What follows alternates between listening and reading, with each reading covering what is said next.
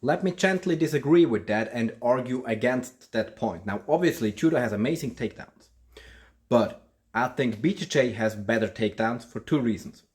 First of all, Judo excluded leg grabs, which was a huge mistake.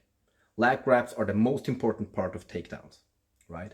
And secondly, even more important, Judo, especially modern competition Judo, has lost the connection and understanding to the very reason we do takedowns in the first place. Because what are takedowns for? Takedowns are exclusively for gaining a better position, gaining the upper hand in position, being on top and in control of an opponent. That is what takedowns are for.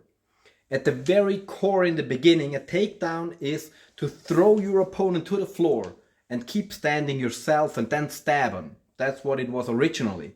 Or at least throw him on the floor and then smash him.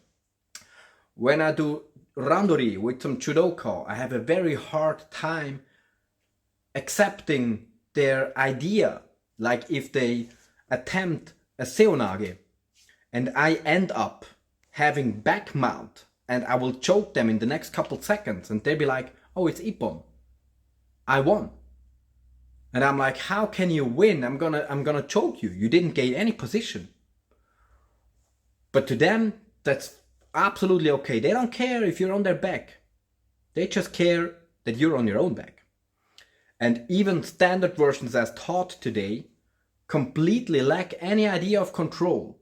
They just want to have an ippon scored. So when you learn Uchimara today, you will learn rolling over your opponent and being on your own back, because that's most likely to score an ippon, and that's a bad idea.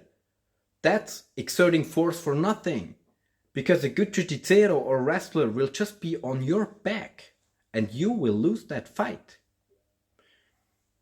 And even counter, so if you throw me and I'm gonna flip you right over, then still you won in judo. So they teach a completely wrong understanding of what a throw is and what a takedown is. And even though they have some of the best ways and techniques and teachings of how to get somebody to fall, they lost the other half to control them after you throw them, right? There is some nebasa, of course, but standard versions of today's judo teaching include zero control, and that's why BJJ has better takedowns and throws today than judo, by far.